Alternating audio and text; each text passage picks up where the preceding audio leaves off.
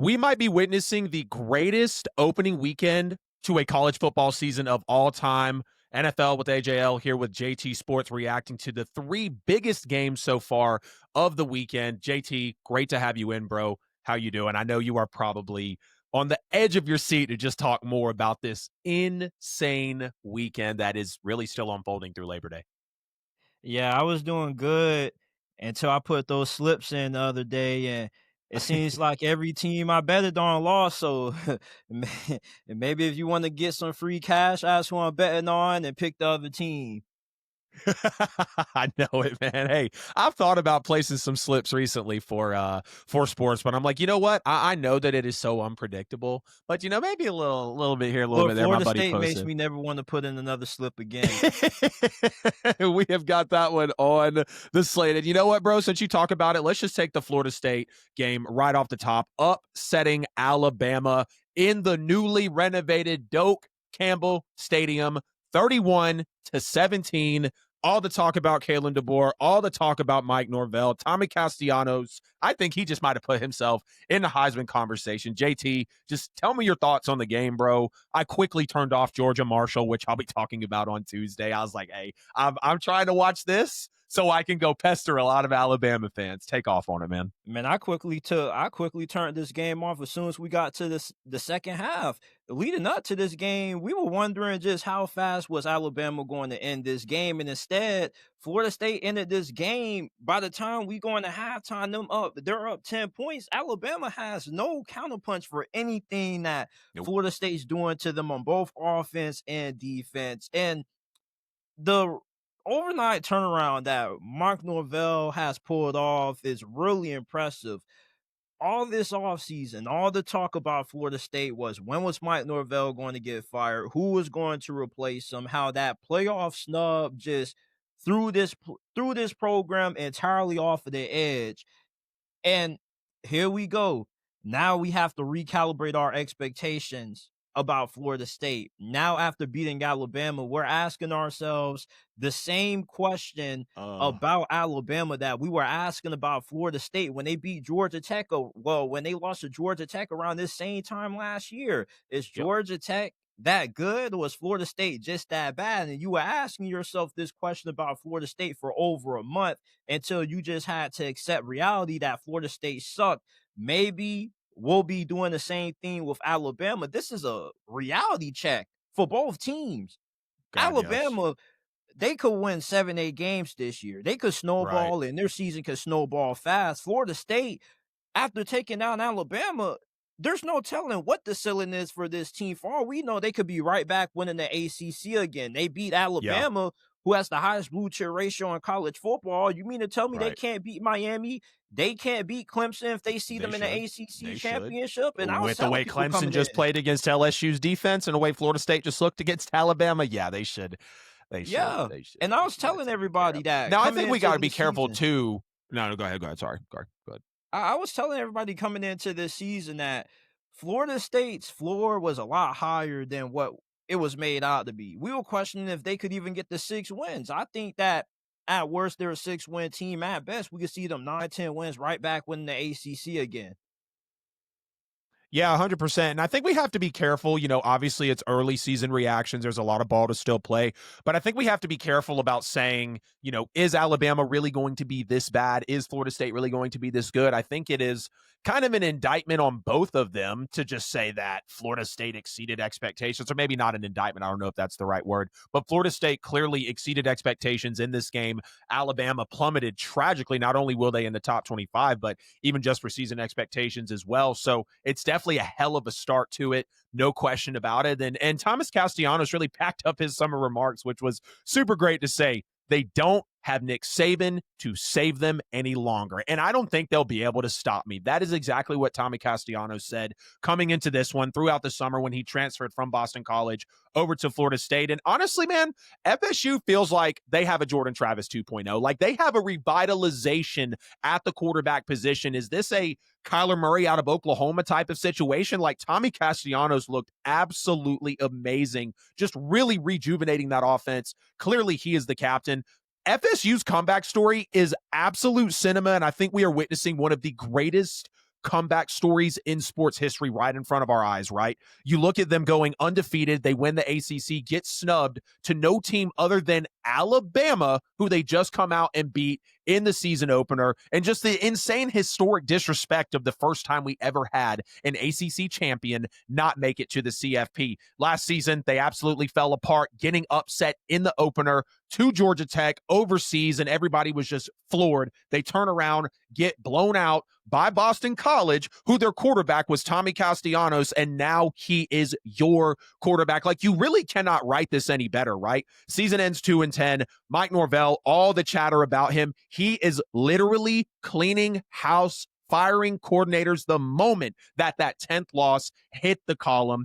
He brings in Gus Malzahn, who we know is a great coach in college football. He brings in Tony White, who was the defensive coordinator for Nebraska, who ran the number 1 defense in the country. And now you have them in the renovated Doak Campbell Stadium, upsetting number 8 Alabama, and you cannot write it any better. You cannot write it any better, and them feeling like it is all within their hands, especially after the DJU saga, which was horrible. We see DJ Uiagalelei is not even going to be an NFL quarterback that really has a career. You end Alabama's 23-year season opening streak. I mean, again, just the accolades I feel like, FSU just took home in this game alone was absolutely great. Mike Norvell is still one of them ones. He is still him. Continue to let him cook with Tommy Castellanos, man. I'm honestly very psyched about it. Like, Alabama also clearly still has a quarterback problem because Ty Simpson looked absolutely lost in multiple moments in this game. I don't really believe that Kalen DeBoer, now I haven't seen the all 22. These are just reactions from what we saw watching at home.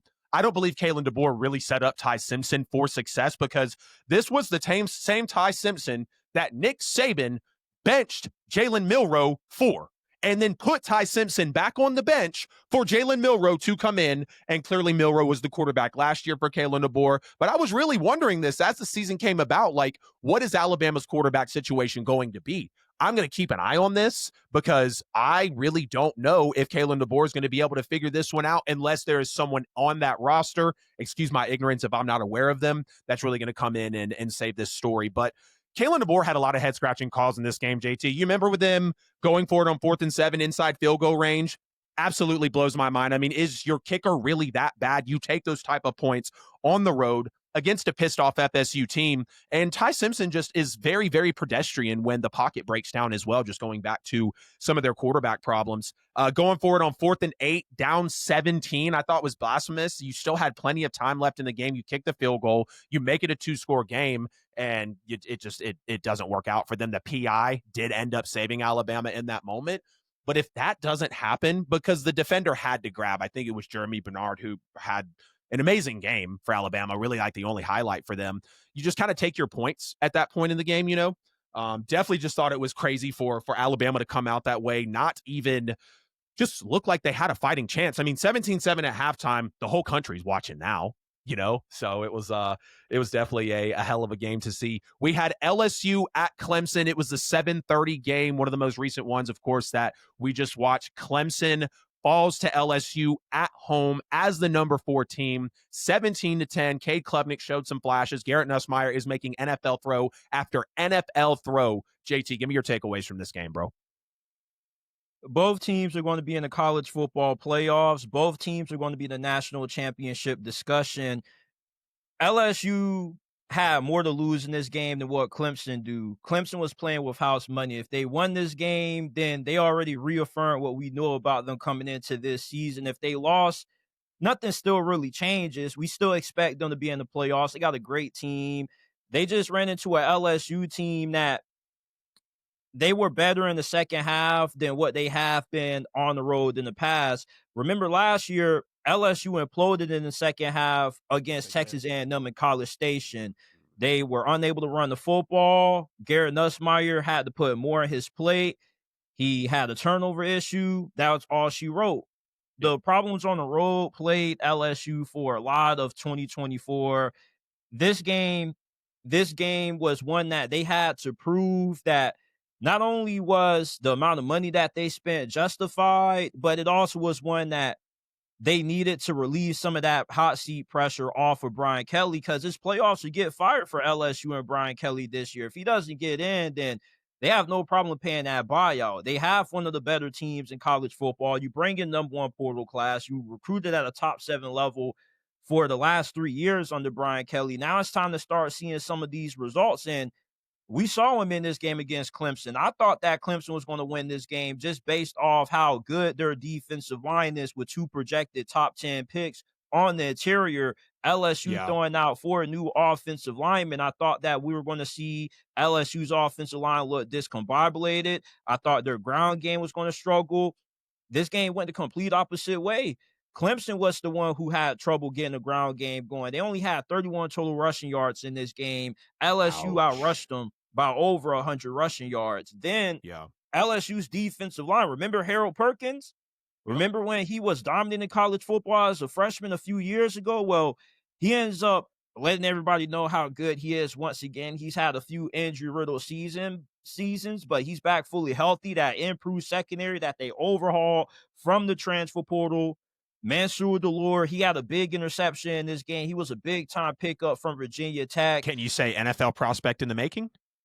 Oh yeah, for sure. Like there's a bunch of NFL guys on that LSU team this year. Whit There are every Weeks, year too. Harold Perkins, Garrett Yep. Nussmeier, Barry Brown. He'll There, be right up brother. there. Like this That is the throw best that team. Nuss made to Barry and Brown, I don't know how that wasn't a touchdown. Like I that's an don't even NFL know level what's a throw. catch anymore after that, AJF. Uh, uh, I really don't. uh, At this Anyways, go point, we ahead. need Go at ahead. this Go ahead. point, like we need an elementary book, picture by picture, about Yes, what is a yes. catch and what isn't a catch. But I need a overall, the little caterpillar book breakdown of like what an NFL catch is. yeah, it's just ridiculous now what they say is a catch, what isn't a catch. But overall on the night, it was a great game. I feel LSU could have won this game a little bit more convincingly, but they were able to get a win that Oh, they needed to easily. start the season off right. Easily they could have won this game more convincingly. I mean, I think Clemson should feel very lucky the fact that that was considered a drop because we're talking about a 24-10 loss. You know, obviously if the game plays out that way and like Clemson's about to fall.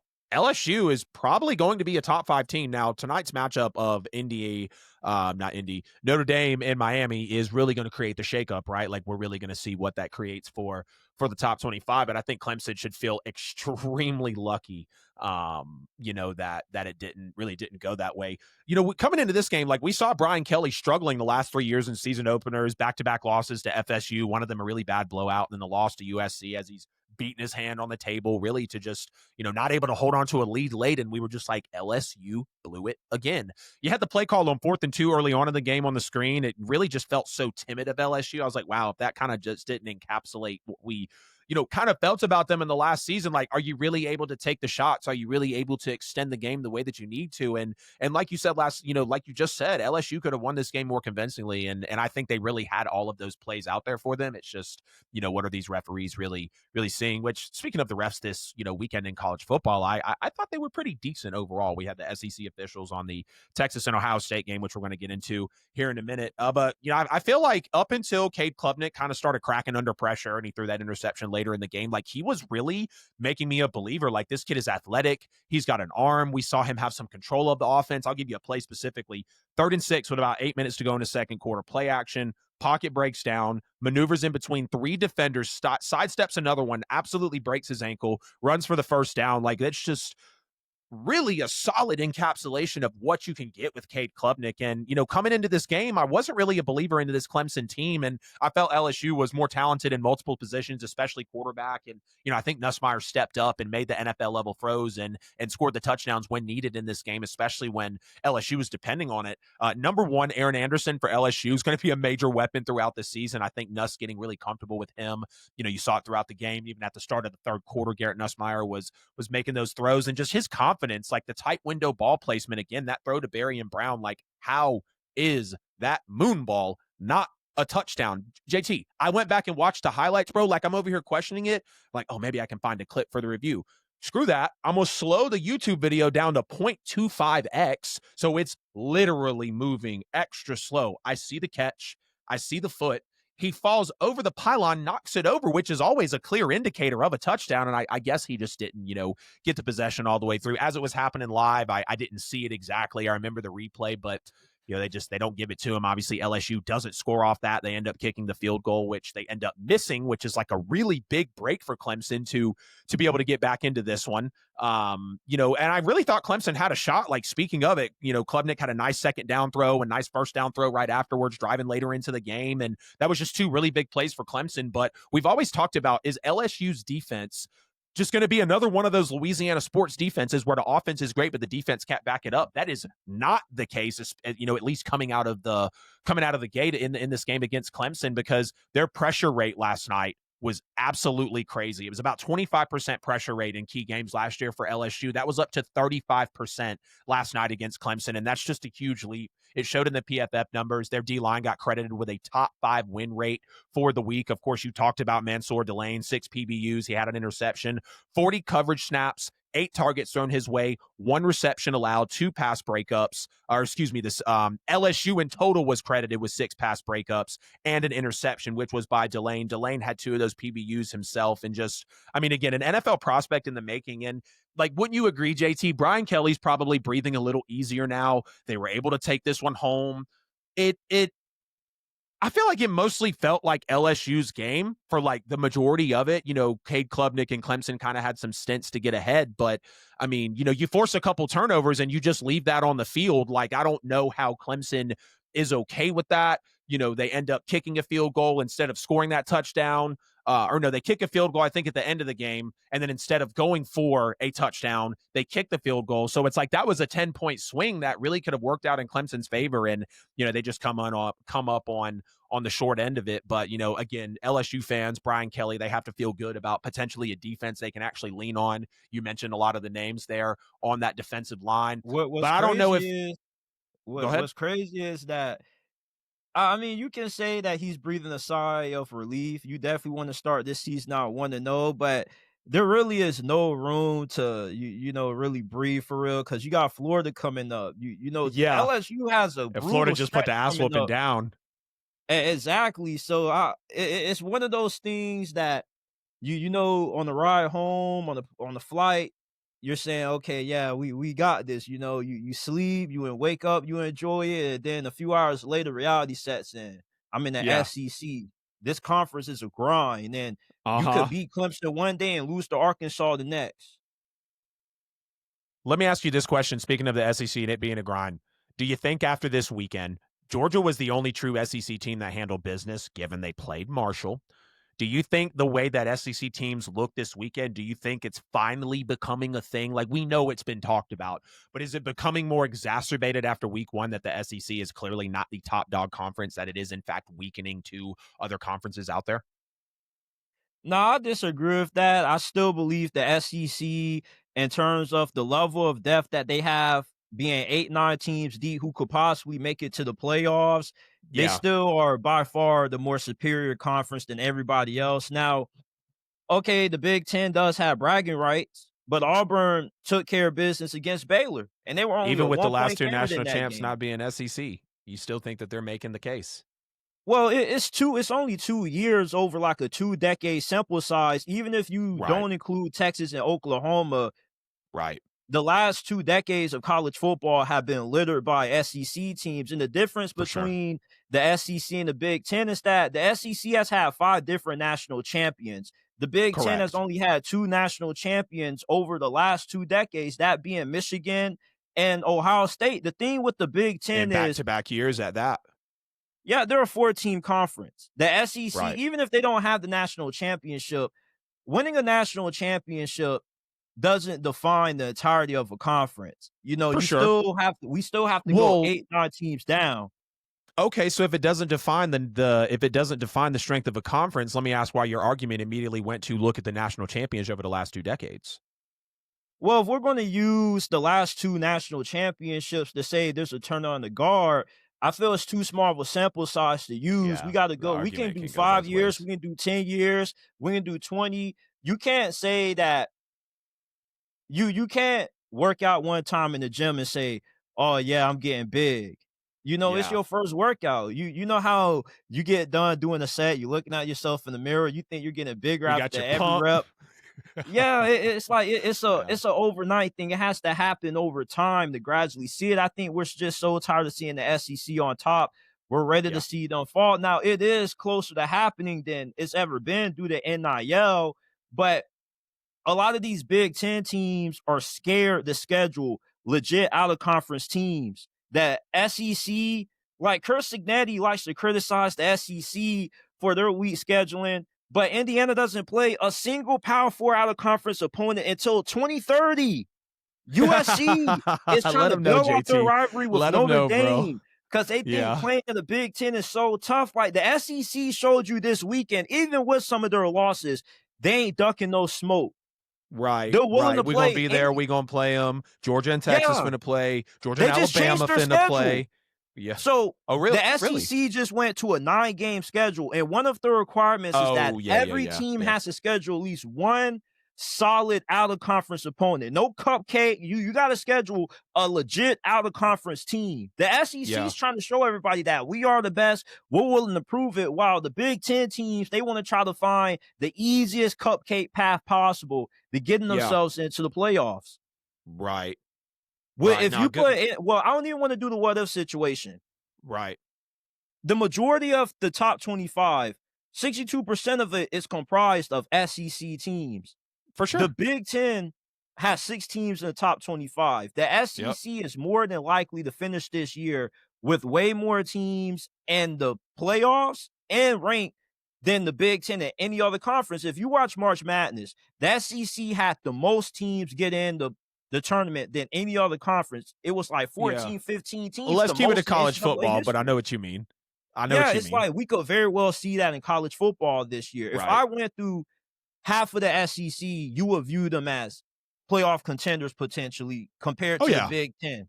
Versus you would make more arguments and like, if this goes right, that well, their Yeah. coach, nah, forget that. Who do If you you talking believe about has a Georgia, better you shot at talking making about it to the Kirby Smart, you playoffs? talking about that defense. If you talking about Alabama, Yeah. back then you was talking about Saban. Like, no, I'm with you. And I feel like Texas is Texas more deserving A&M than or Oklahoma USC, coming who do in you think recently. has a better shot to make it to the playoffs this year? Say that one more time. Texas A&M or USC, who has a better shot to make it to the playoffs this year? Probably A&M. Honestly, I would say so. South Carolina versus Nebraska. Mm-hmm.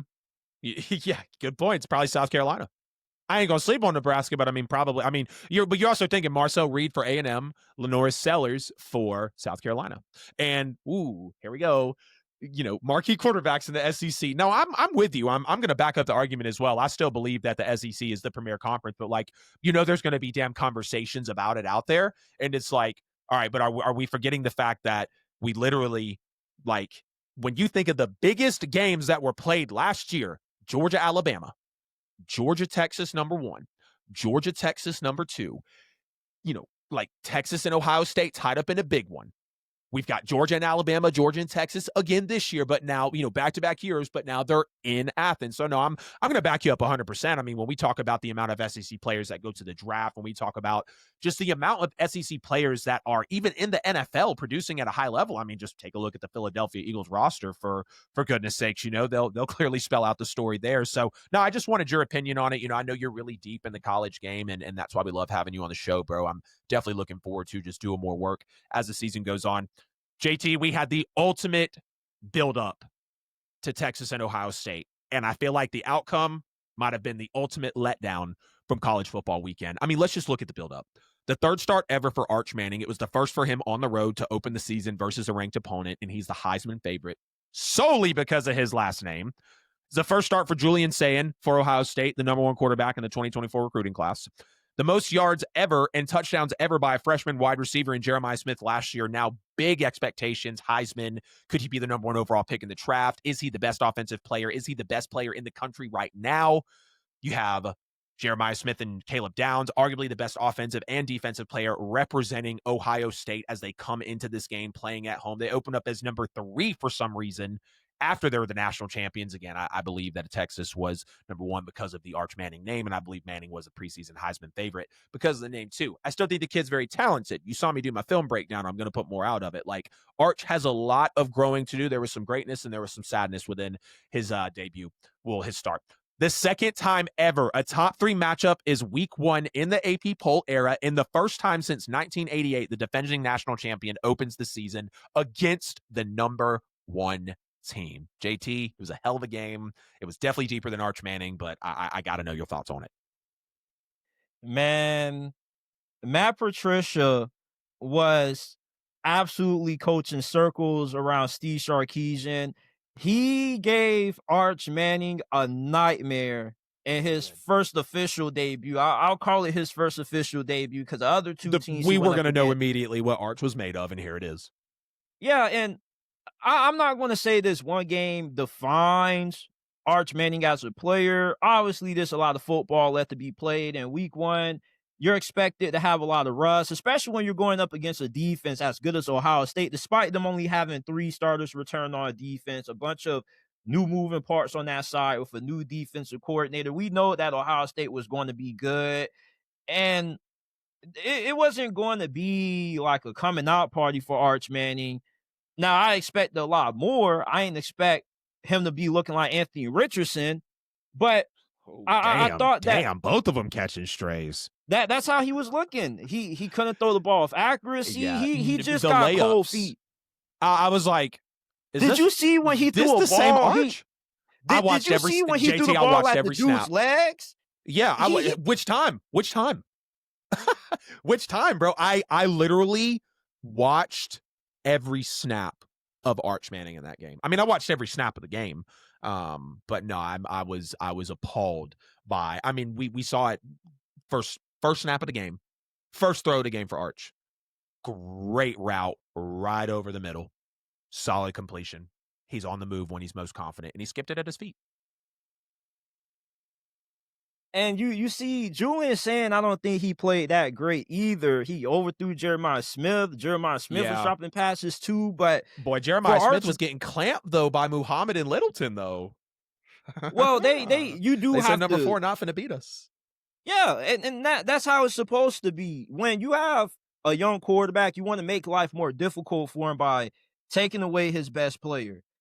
And even if you do take away Jeremiah Smith, if Julian Sand is a lot better, let's say Julian Sand heats up late in the season. If he plays late in the season in this game, well, if he plays how he would late in the season in this game, I think Ohio State probably could have ran away with this game. And you probably could say the same thing for Arch Manning, but the difference is that Ohio State has so much firepower on offense. And even though Texas does have a really good defense, I do think that Ohio State kind of decided to play things a little bit more safe because they was like, Texas offense isn't really doing that much. I like our defense to win. We don't really need to force anything that doesn't need to be forced. It was the hardest most exhausting 30 carries for 90 yards, rough numbers there, that I've ever seen an offense churn out. And I'm like, damn, they are just punishing them. But I mean, they go on the 13-play, 80-yard drive, 8 minutes, running to the left constantly. Like, it's what they had to do. What's funny is, did Ohio State not play like the road team? They played like they were trying to keep the crowd out of the game, and it did nothing but keep the crowd in the game. And every time Arch had a missed throw, Ohio Stadium was going insane. Yeah, and when you're making your debut in such a hostile environment against the defending national champions, it's a tough spot to be in. That's why gods were. But you can't say, Arch Manning isn't responsible for all the hype he's been receiving. Listen, with all of the preseason hype Arch Manning has been receiving these last couple of months, if you go out and you lay a goose egg like how he did and you play that terribly, you deserve to get scrutinized. You deserve to get criticized because he's not responsible for the hype in some capacity, but it's still like, it's not an overreaction to say that we have concerns about Arch Manning. The dude, no, it's not an overreaction. It's calling his debut what it was. It looked like shit. But it was also a credit to Matt Patricia. Yeah, and I don't get why Texas fans want to make so many excuses. It's just he played like It was his. shit. That right there. I'm gonna say it right now. That start for Arch Manning will be a top 10 game he's ever played in his career, JT. Right or wrong. No matter if he goes on to be the freaking GOAT of the NFL, that start that he made will be the top 10, top 5, arguably, the expectations, the environment. They were the national champions. You were number one, the preseason Heisman favorite. Like that start for Arch Manning will be a top 10 start he has ever made in his career. Nope, top 5. Especially Top when 5. you're going up against Matt Patricia. I'm pretty sure when he ends up talking with the Unks, Peyton and Eli, they're probably gonna be like, The yeah, Unks. like he, The Unks. yeah, We when he got to ends up refer to him talking. like that from now on. He's adopted.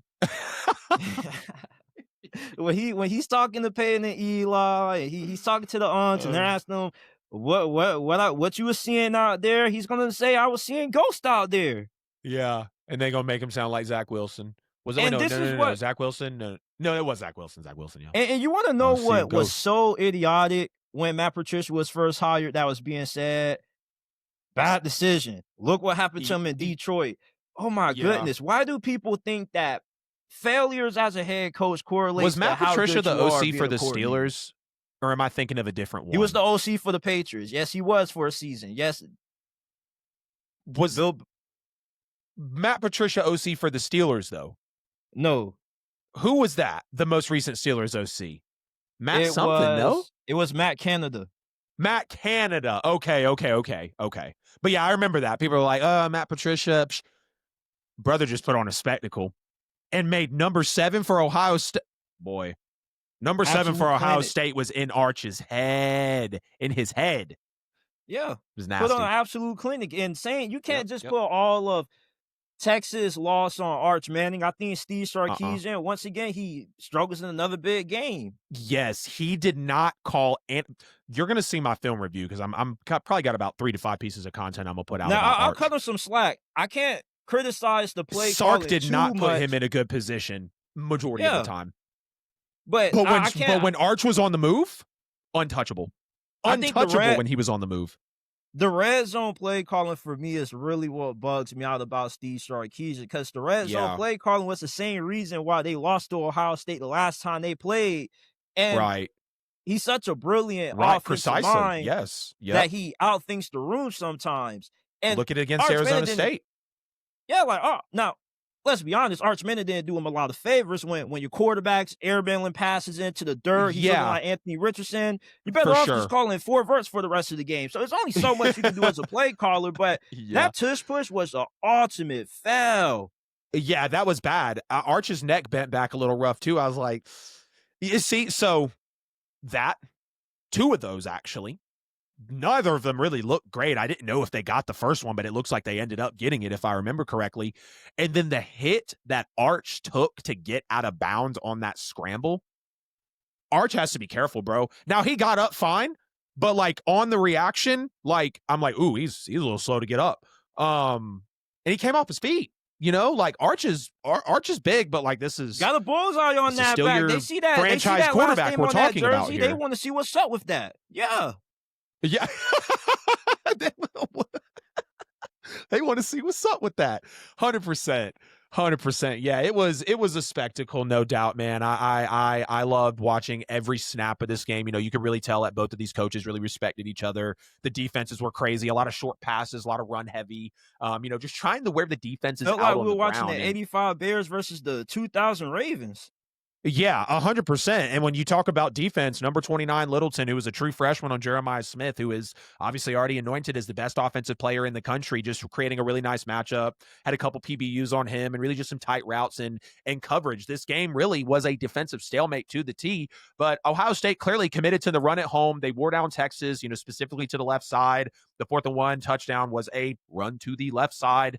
And when you look at the first 3 drives of the game for Texas and for Arch, like it's all going to be pointed at Arch, right? Loss of downs on the failed 4th down tush push. Or no, that was a run actually that they got stuffed on. A punt and then a punt. But the moment you design a run for Arch, The moment that Arch gets on the move within play action, it's Texas's best plays of the game, like immediately. So I don't think this is a conversation of turn Arch into Josh Allen or turn Arch into Lamar Jackson, but like you have to strategically figure out. And like Sark has a challenge too, right? Like I think the management of Arch Manning will really show us what Steve Sarkisian is truly capable of, not only when it comes to superstars, but when you're transitioning from a very average quarterback in Quinn Ewers into what should be the next coming of Trevor Lawrence and one of the Mannings. Clearly, we look at the last name in Arch Manning. So there's going to be a lot of scrutiny this year for for Steve Sarkisian. And again, Malik Muhammad, really nice play on Jeremiah Smith. I just want to give a big credit to Texas early on for really making sure that number 4 did not beat them. But as the number 1 team within the last year, Texas has been shut out twice in the first half. It's happened 3 times in total in the last 11 years. Texas is responsible for 66% of the first half shutouts when you're a number 1 team. It happened last year when Georgia came to their house and beat them, and they tried to punch Arch in to create a little creativity with Quinn Ewers. And then it happened again in this game as the number 1 team playing the defending national champs on the road. And again, Arch is just clearly his most confident creating on the move and running the ball, like for now anyways, right? I think we know he needs to become a more solid passer as time goes on. Arch Manning had a 37% missed throw rate. It was the highest by any Texas quarterback ever. It was the highest by any Texas quarterback ever. A 37% missed throw rate over his head, wide right, multiple skips at the feet, throwing at his knees. Like, did he think his receivers are like 5'4" instead of 6'4"? Like, I don't, Guess he I'm not thought he was exact throwing a heights, right? But hornswoggle like, out what's there. yeah, 100%. I was trying to keep from saying that, but honestly, you bridged the gap perfectly. You know exactly what I was going for, and I appreciate that. It's just an indicator, bro. We gotta do more stuff together. But this was the first time Texas has been shut out through 3 quarters in 10+ years, man. Julian Sand and Carnell Tate. That was like one highlight really for Ohio State's offense. It felt like they had a nice connection there, and that's really going to be something that we look at all year. Ohio State's defense, again, credit to them. They were 1 for 4 on 4th down, allowing Texas rather 0 for 2 in the red zone trips. Minimal passing yards given up. Clearly the pedestrian outing by Arch Manning. And then they could have easily had, 2 takeaways really on Arch. One of them was dropped. And again, number 7 for Ohio State, I can't remember his name exactly. He was lurking Arch the whole game. When Arch threw it his way first in double coverage, and then he threw it his way again, and it was picked. And then he threw it his way again, and it was tipped by him and almost picked by, I think, Caleb Downs, but don't quote me there. David Igbinosun. Yeah, absolutely insane defensive work by Ohio State. We're probably looking at the best defense in the country as we get through these next 3-4 months of football. I thought the SEC officials calling this one was pretty solid for the most part. 6 flags for 50 yards on Texas. That was sloppy. That's not going to work for them, obviously down the stretch. JT, any closing remarks before we get out of here, bro? I love doing this with you. I would love to jump on tomorrow and talk about the debut of Bill Belichick on Labor Day because we ain't got nothing else to do. Well, yeah, man, I appreciate you having me on, man. It's always good talking college football, man. I love doing this. Favorite thing in the world, watching football, and it just feels And good just now being that we have blessed enough to football on the talk about it. weekends. Yeah, Oh, bro, bro. like it felt Yeah. like now it hurt me in the end because it hurt my pockets because everybody I was betting on kept losing. But it just feels good to wake up early Yeah. Saturday morning and be like, damn, like we finally got some football on. Because I Yep. mean, I mean, people criticize the preseason and the NFL, but it's like I'd rather watch that than baseball or anything else. Like Facts. I'd rather is the overreact to second most third and popular fourth sport in the stringers. world. Yeah. Yeah, 100%. I'd rather overreact to third or fourth stringers or watch NIU play Norfolk State and be excited about like a game winner. It's just the game of football is really a blessing. Appreciate y'all tapping in. Not sure if we're going to upload this as just one full thing or kind of chop it up. But either way, JT, you'll be tagged. Feel free. I'll probably send you the clips. You can cut up some shorts. I think we had some really good pieces of content in this one. We will be back with the official long form episode on Wednesday. I believe that'll be episode 112 at NFL with AJL, at JT Sports on all social media platforms. Make sure to check us out, like and share this wherever you're watching. Subscribe to both of us on YouTube. Hit us on all socials, please, and thank you. Engage with our content. We read everything. We're going to be doing a lot more content this year, especially on college football. JT, have a great Sunday. It'll be out on YouTube soon, and I'll see you, bro.